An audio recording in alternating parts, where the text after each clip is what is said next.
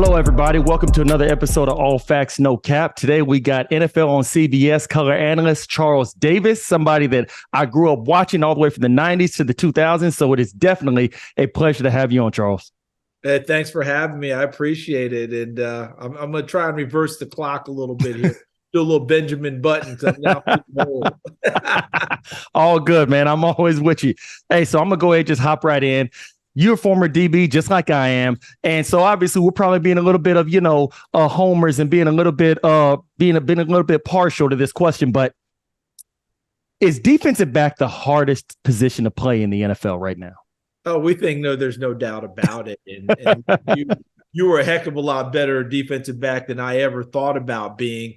But it's just the combination of everything that's asked of you. Yes. And the ability to do things that someone else is doing at a high rate of speed with excellent dexterity backwards. Yep. Okay. So you're doing that and then anticipating what they're going to do and try and beat them to the punch and transitioning from going backwards to forwards. And then the opportunity for the ball to be there, then you have to catch it. No doubt about it. Or here comes the big horse coming at you. Jim Brown, God rest his soul. We just lost a running back in history of the NFL. You got to come up and tackle him. Trust me. 300-pound guards getting out in the open field who can't wait to hunt you down. Oh, my goodness. They love making examples out of DBs. And trying to find a way to make a play. I could go on all day. Mm-hmm. But the bottom line is a lot of what happens to a defensive back happens in the open field. And so everyone is locked in and sees it. Open field tackles, open field plays, moment of truth balls down the field. I could go on all day. Yes, we may be balanced, but the truth is the truth. Yeah, I think that, obviously there's other positions in the NFL that are very difficult to play. So not just trying to single out all the DBs, but just like what you said about it's in the open field. So if a defensive tackle or a DN gets out of his gap, it winds up being a 10-yard run play. Okay, first down, they move the chains, line up and do it all over again. If a linebacker misses a tackle or something like that, he's got the safety back there to go ahead and have his back. But as a DB, you slip and fall. As it's happened to me in college a couple of times, you slip and fall, a receiver gets behind you, and because you're out in the open field, everybody sees it. Everybody knows, oh, that number 8, that number 26 or whoever, he's out there getting beat, not looking good. I wonder why he's even on the team. So that to me, just the mental aspect, the mental anguish of being able to have to go and have a bad play and then erase it quickly because you know that quarterback's going to come right back at you the next series. That to me is what makes defensive back the toughest on the field because you have to have that short memory. I agree. The mental capacity and what you have to deal with. And with that short memory, when you talk about erasing it, you're erasing the bad, but you're remembering how it happened. Mm-hmm. You take that part with you so that it doesn't happen to you again. And one thing I'll throw in, we're pretty slick at times about things that we do. So I'm just going to take. Yes. So when you're talking about when there's those times when we slip in the open field and someone gets behind us or gets open, you never once got up off the ground and didn't grab your leg or something, right? Of course. You got to sell it. You got to sell it. Number one goal, right? I mean, that's my move. Mm-hmm. I went down, fell on my face, and the guy's running by me. I'd get up and grab my hammy or you come up and you kind of take a couple gimpy steps. You got to let everybody know there was a reason this happened. Oh, yeah. It just happened. No doubt about it. Because you can't let the crowd, you can't even let your teammates know that somebody ran by you that clean as if they're that much better of an athlete than you are. So, man, trust me, I'm right there with you. I know that a guy that I played with, Michael Huff, I remember this is years back, and he was telling me from his years at UT, one thing that he learned, if there's a big play being made, get off of the screen. Like, get out of the frame of the camera, because anybody that gets beat or any big play that happens in football, you know this. And as a broadcaster, you know this. Yeah, absolutely. Typically, the camera's going to go to whatever defender is the closest to whoever scored the touchdown. And they're going to assume that, okay, he's the one that missed a tackle. He's the one that missed the assignment. He's the one that got beat. He's the one that got beat on the touchdown. So that's one thing that I remember Michael Huff always said, is that he learned at UT, if there's a big play being made, get off of the camera screen. That is next level right there. And that's why he was such a great player, because he understood not just on the field, but the rest of it. I mean, when you start thinking about camera angles and, and all that, you are a deep thinker. And I'll leave it with this. A major league umpire told me one time that he had a call at second on a stolen base. Mm-hmm. The guy slides in and he said, I don't know how it happened, but as I went and I made the call, I went, safe, and punched it like he was out. Yeah. Uh-huh. And the second baseman and the runner look up and like, what? And he goes, there's 50,000 people here and they just saw me punch it like it's out. So guess what? You're out. Yeah. Mm-hmm. Even though you're safe, you are now out. I get it, man. Sometimes you just got to save face. So I definitely understand that umpire. Trust me, as a DB, you just got to do what you got to do, because listen, I got to make it look right for everybody watching. I know I messed up, but I'll be damned if I let them know that I'm over here making that repeated mistake. No doubt. Listen, so speaking of another difficult position within the NFL, let's go to quarterback. Give me your thoughts on who you feel is going to have the best rookie season of everyone in the quarterback class. It is such a jumble when you talk about these guys coming in, because when Andrew Luck and Robert Griffin hit, we felt like they were almost locks. Yeah. Luck maybe even more so, because we had been seeing Luck on the scene he had been the number one pick for about 3 years. Oh, yeah, out of Stanford. And then Robert Griffin comes along, wins the Heisman, and makes it a horse race, right? When Peyton Manning and Ryan Leaf came out, I don't know that many people predicted that Ryan Leaf would have the tough time that he had in his career. I don't think anybody did. They were going to be stars in this league. Trevor Lawrence looked like a star. This year's group, you can make a case for them being stars, but you can also make a case for them being, oh boy, we got some question marks about this. So true. Bryce Young's size, CJ Stroud. Well, if he can move around as well as he did against Georgia, how come we didn't see it before? What was going on there, right? Then you get into Will Levis. Did he win enough games? Was he consistent? He threw too many interceptions. There were too many turnovers. We just go right down the line. We were picking at these guys more so than we do the top prospects. I do think it's going to be interesting, because I do think that Bryce Young is set up for success in Carolina because of the defense. Yeah, really good defense that he's joining. New head coach Frank Reich, who I think will be perfect for him in terms of comportment and temperament. I think that works well for a rookie quarterback coming in. And they've made some really nice moves in the offseason. They gave him a runner in Miles Sanders. They drafted that was a big move. Jonathan Mingo, even though the DJ Moore left in the trade that allowed them to get Bryce Young. Beefing up the offensive line. Ike Okwonu should be better his second year at left tackle. Taylor Mouton continues to be underrated at right tackle. Just go on down the line. I just think that they've done enough things around him in a division that's wide open. I think he's got a chance for success early, okay? I'm not saying the rest of them do not, but I don't anticipate Will Levis starting. I think that Ryan Tannehill will continue to be the starter. CJ Stroud's going to Houston, and that's a tough assignment right now. Starting over, third head coach in 3 years. Yep. Yes. Okay, trust me. Don't remind me. These 3 head coaches in 3 years. Every year's a reset, a start over. Everyone's starting from ground zero because it's a brand new playbook, brand new terminology, offense, defense, everything. So as I watch these guys come in, I really think that Bryce Young, even though it's the number one pick, it seems like picking the low-hanging fruit. I just like what's built around him right now. And I do think he'll get the ball from day one. I'd be surprised if he doesn't start right out of the gate. Hendon Hooker's an interesting one who went to Detroit. Coming off the knee injury, he'll get a chance to rest, heal up, but no expectations of him having to play right away. Detroit really likes Jared Goff, and they should. He played really well for them last year. They have a chance for that offense to really take off, but he's in a good spot to learn and have, if his opportunity comes, he'll be able to get there and go. Speaking of CJ Stroud, and then when you look at the Justin Fields of the world and all the other Ohio State quarterbacks, I'm going to make a statement and I want you to tell me where it lands with you. So, someone obviously who is deep into this game, deep into the analysis of the NFL, but obviously the college game matriculating to the NFL game.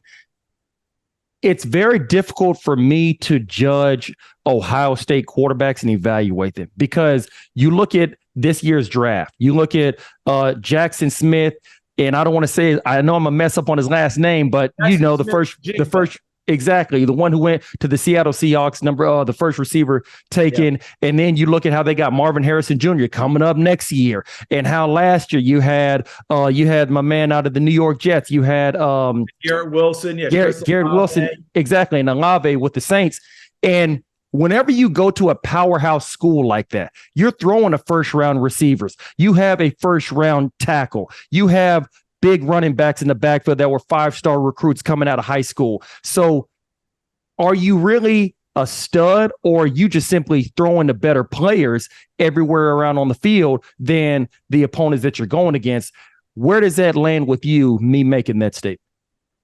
I think it's one of those, I think it's a statement that bears scrutiny because these are things we talk about all the time. When you're scouting and evaluating, sometimes you're like, well, he should be pretty good behind that line. He should be pretty good throwing to those receivers. Now you have to go down to what you're seeing from them in the toughest cauldron that they face. Let's just use CJ Stroud for this year. The best game he played was the toughest cauldron. That was Georgia. Absolutely. Champions. And even with all that talent, now you're playing a team that matches you in talent. Mm-hmm. No ifs, ands, or buts about it, right? And he was dynamite in that game.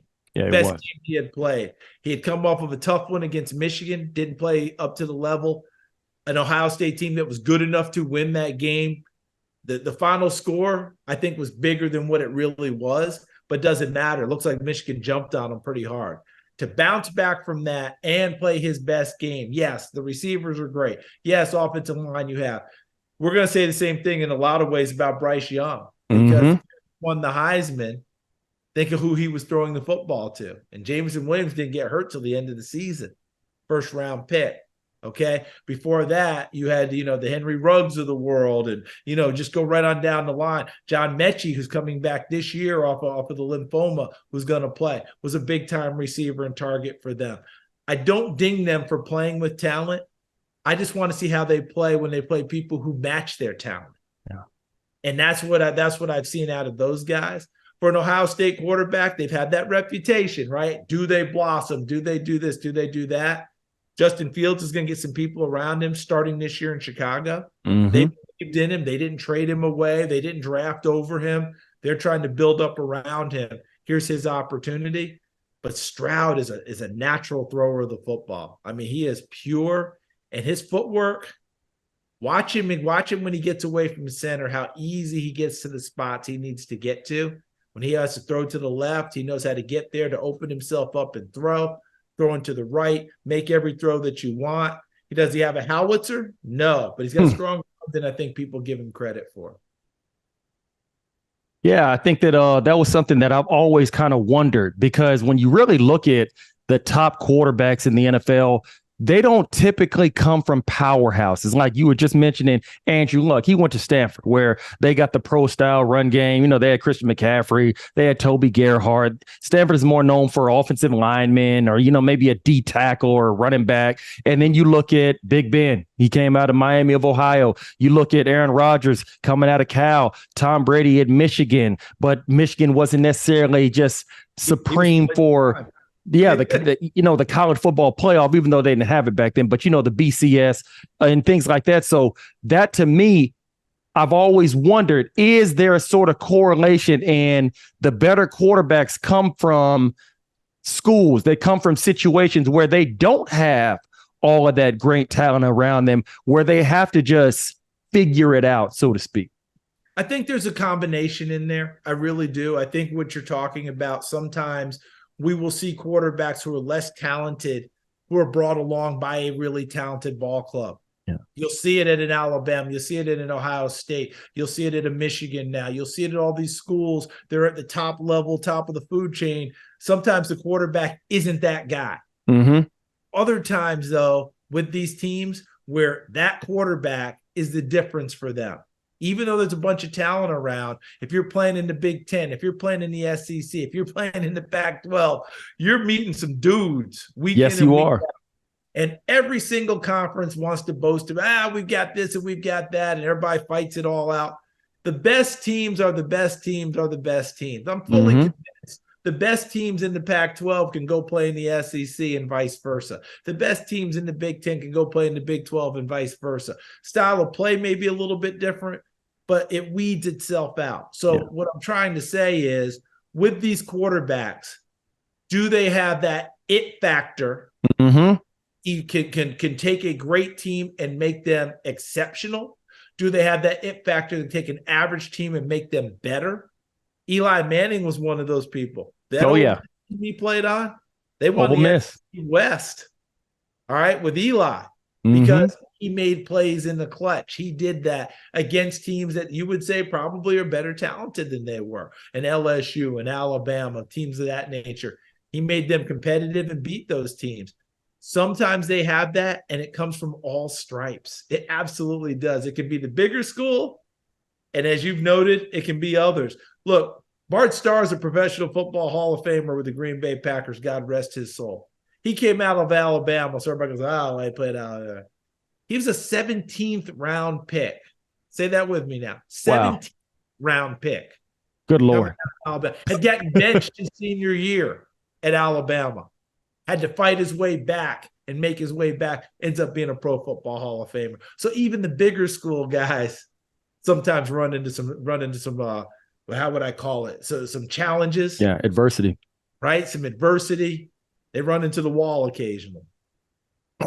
Well, we all know that in college football, and especially within the NFL, it's a quarterback-driven league. And I would imagine for the news that has come out over the last couple of days with the flex scheduling, a lot of that is what's going to be driving whether a team will get flexed in or flexed out if, let's say, their quarterback is out for the year and they're no longer a playoff contender or Super Bowl contender. So you as a broadcaster, and for me as a former player, you as a former player as well, talk to me your thoughts on now the flex scheduling being Thursday night football, possibly Sunday night football, and even now Monday night.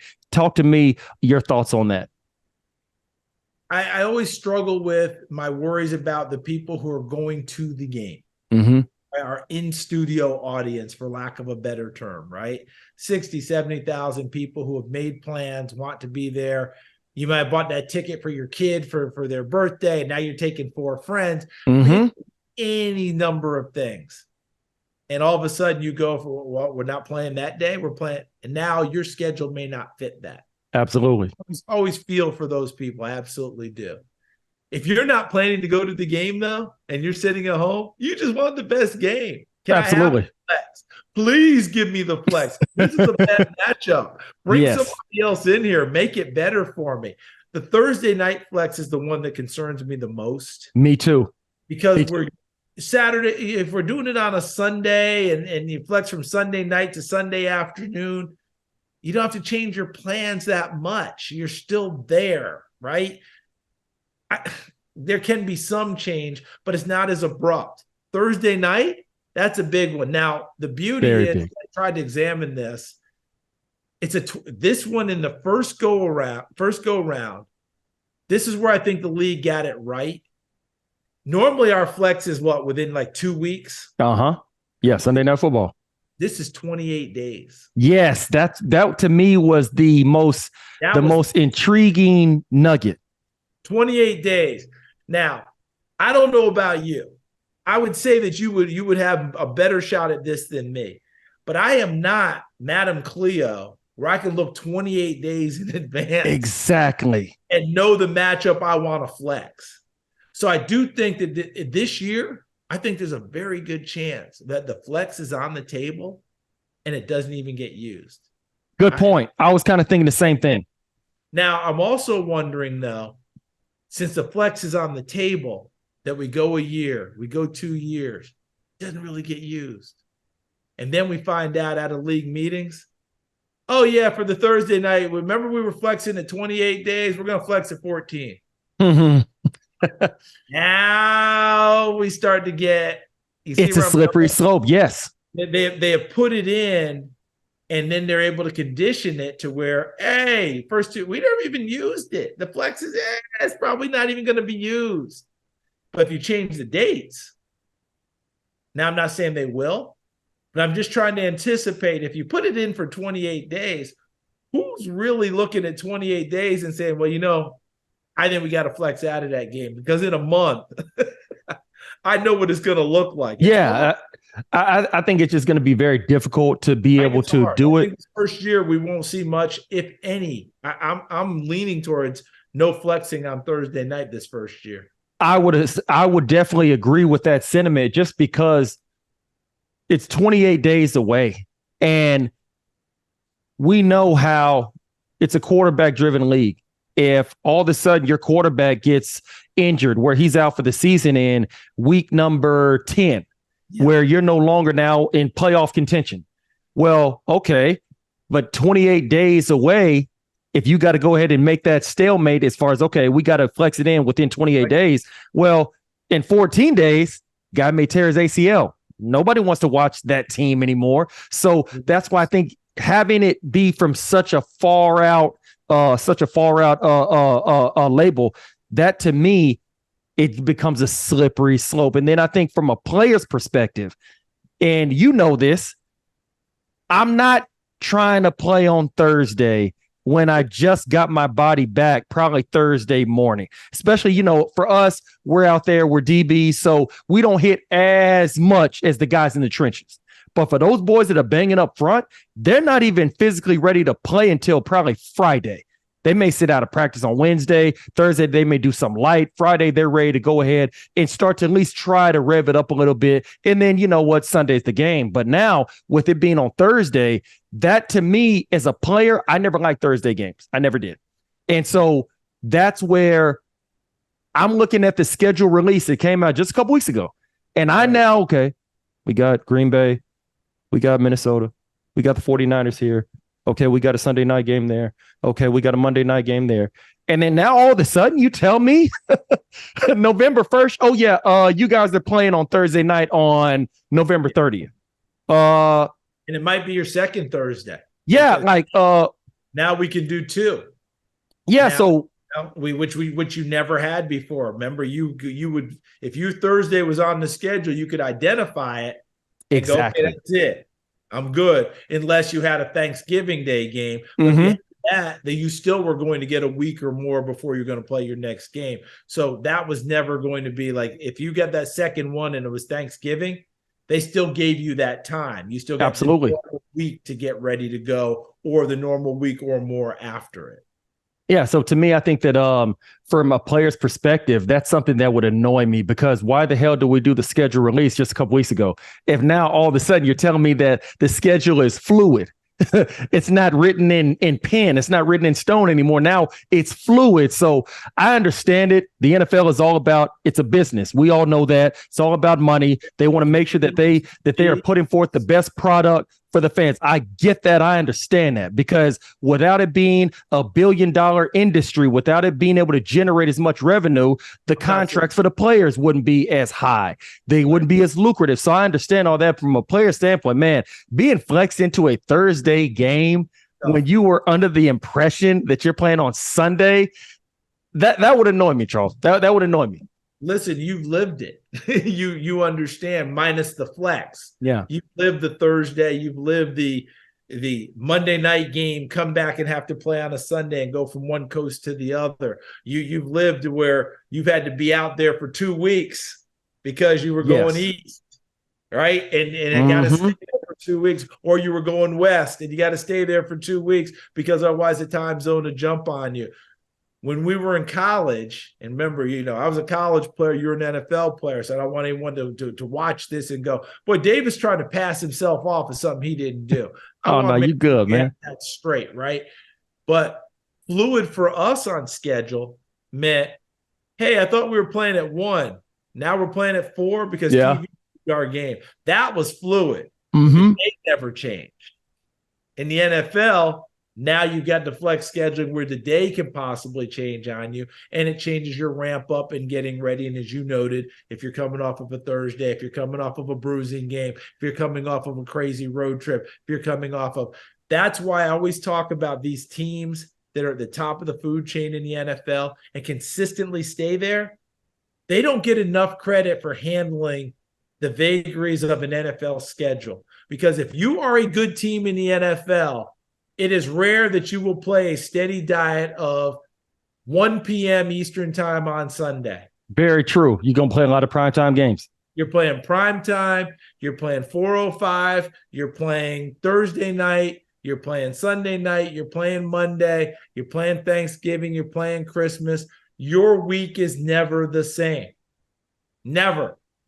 The worst teams in the league, in a sense, have the best schedule because out of 17 games, they'll play 15 at 1 o'clock. Mm-hmm. Maybe one primetime game. So they're set. They play. They go, everything works out well. You ask any coach in the league, what would you prefer in your schedule? 17 straight weeks at 1 o'clock Eastern. Uh-huh. Call it a day. But they also say the exact same thing. But if I'm playing that, I'm not very good, and I'm probably getting fired. Mm-hmm. Because we're not very good. Kansas City is always going to have this. Buffalo's become one of these, right? The Dallas Cowboys are always like that. Whoever Tom Brady was playing for was going to be like that. Yeah, boy. But you notice the consistency of most of those teams to handle it. Green Bay, when Aaron was there, they're going to handle it and deal with it because they are good teams. They understand. They work. The best coaches, organizations, they have a plan for this. They work it out. They get it done. So, yeah, they'd love to play at 1 o'clock each week. But if you're playing 1 o'clock each week, you're not very good. You got to be able to handle the rest of it. In Kansas City, Buffalo, Cincinnati, now I can go on and on. They're getting used to having to deal with that. Kansas City's been dealing with it for years. Speaking of another team that's always been relatively good and it's always been a mainstay within the NFL, the Pittsburgh Steelers. And the comments that Big Ben made the other day, or at least should I say revealing the comments that he made, feeling he did not want Kenny Pickett to succeed. Yeah. And I remember reading that. I remember seeing the clip. And you as a former player, just like me as a former player, and within any industry, I don't care what industry you're in, music, sports, lawyer, doctor, I don't care. A lot of people look at Big Ben's comments and they find them offensive. They find it that's rude, that's insensitive, everything. But you can understand where he's coming from. And much like as a player, okay, you leave a team, they trade you away. They cut you, whatever. I feel it's more of an anomaly that you'll find the guy who's going to still wish them well, root them on, et cetera, than a guy who's not really going to actually want to see them succeed because your legacy is all you have at the end of the day. And if somebody walks in and completely just pops right off the bat, much like you see Aaron Rodgers right after Brett Favre left, it kind of tarnishes your legacy a little bit. So I'm saying I think it's more of an anomaly that you're going to find the guy who speaks glowingly, who truly in his heart wants to see the team go and win 5 Super Bowls after you leave, or see the guy who replaces him go and rattle off a Hall of Fame career. I think it's more of an anomaly that you'll find that guy more so than you'll find somebody with the sentiments of Big Ben. What say you? Stanford, I think that Ben Roethlisberger spoke truth. Yes. And if you just did the headline, as you said, it would be off-putting for people. But if you examine the story and hear what he really was saying, and he said it, I think most humans can relate to it, but you're embarrassed to say that you can. Uh-huh.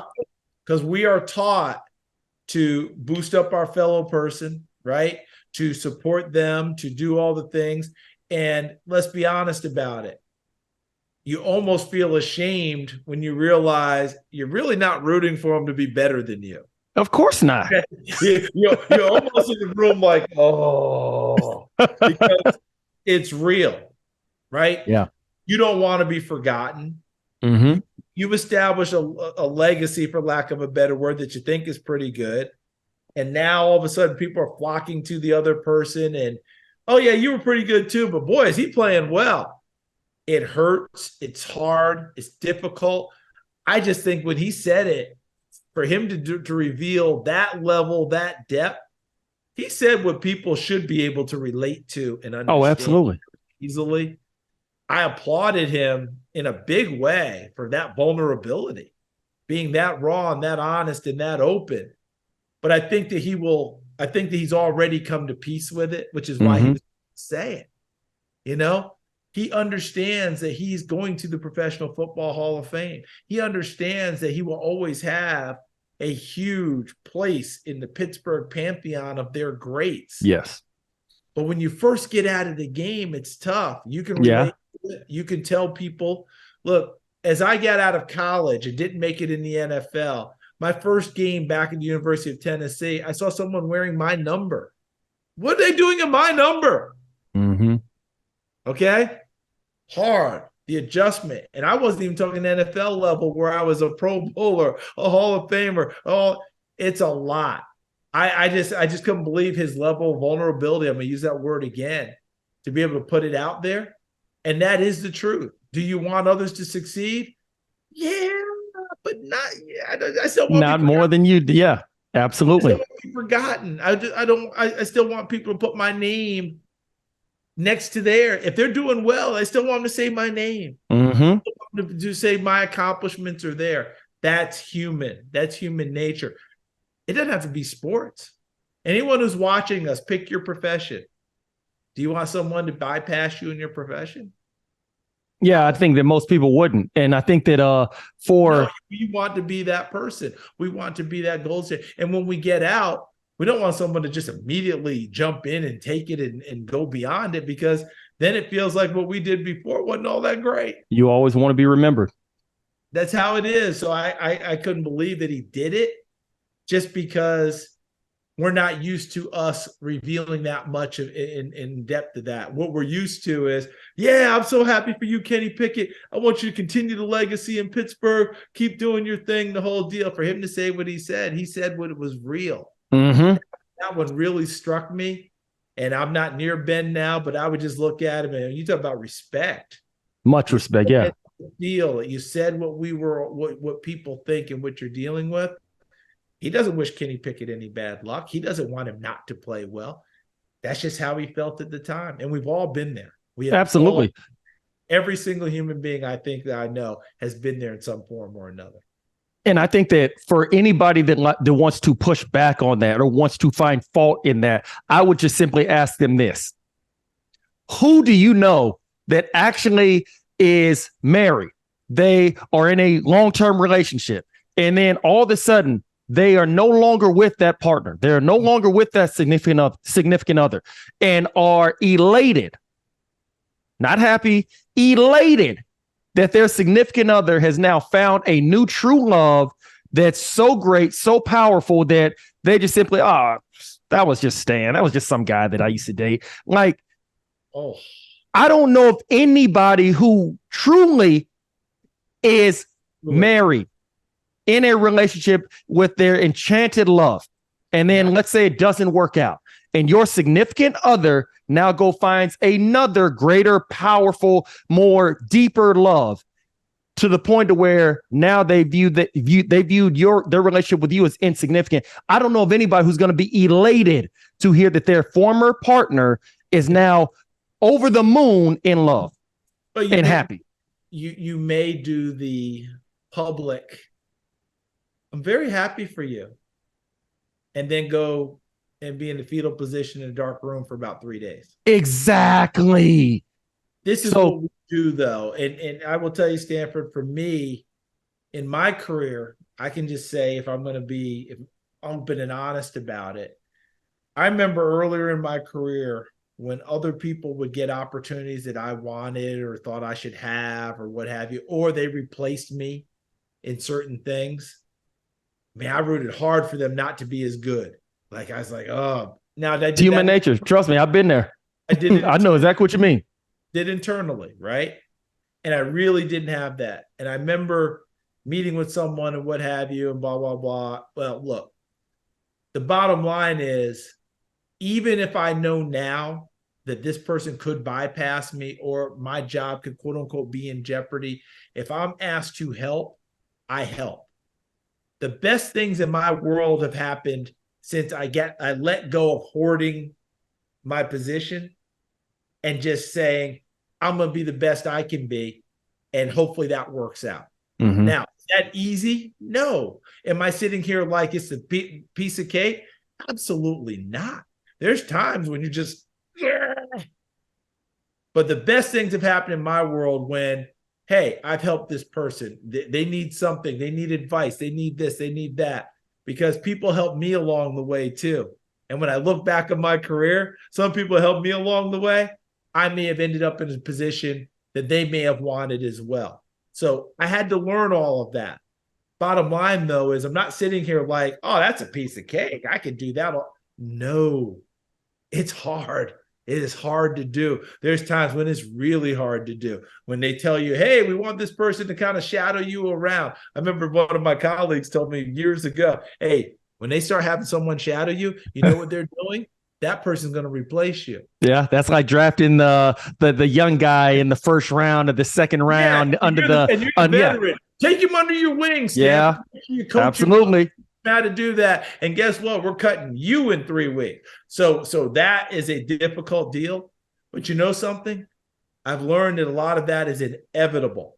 All right. So all I can do is handle it with as much class as I possibly can, help as much as that person is asking for, and let the chips fall. And then I go into that room for 3 days and I'm in the fetal position. I mean, who are you kidding? It is not easily done. That's how it works. But I am much better, and my life has gotten better when I quit trying to hoard everything and not be willing to be a partner and help people along the way. Man, you know what, CD? We're going to end on that one because I don't even have a follow-up or anything like that. I love that because that's something I've had to learn many times in my life, whether it was in football and broadcasting, coaching, what have you, is exactly what you just said, that you have to be able to take your own ego out of it. And you got to view the bigger picture. And at times that's easier said than done. But if you are able to do that, obviously it's going to work out in a more positive mindset where you'll be able to still have a lot of peace rather than that turmoil like you're just speaking to. Yeah, but you just nailed it right there.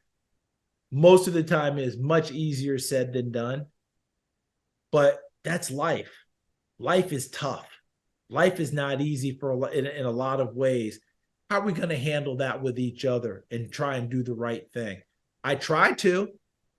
I don't always succeed. Believe me on that one. Yeah. I'm not out trying to sabotage someone. If someone calls me and they want some help, I'm not hanging up the phone, or I'm not saying, I can't do that because we're in competition for this job. And, you might replace me. I might have done more of that earlier in my career, much more of a passive nature. But now someone calls me, someone connects me, someone does. I've been doing that for years and years and years. But as you noted, sometimes it's easier said than done because sometimes you can see what's happening. You can see it's happening in front of you. Mm-hmm. And that can be really difficult. Like, hold a second, this feels a lot like they're coming from mine. This isn't just me helping them get somewhere else. This feels like they might be getting into my lane. Yeah. How do I handle that? And that's exactly back to your point.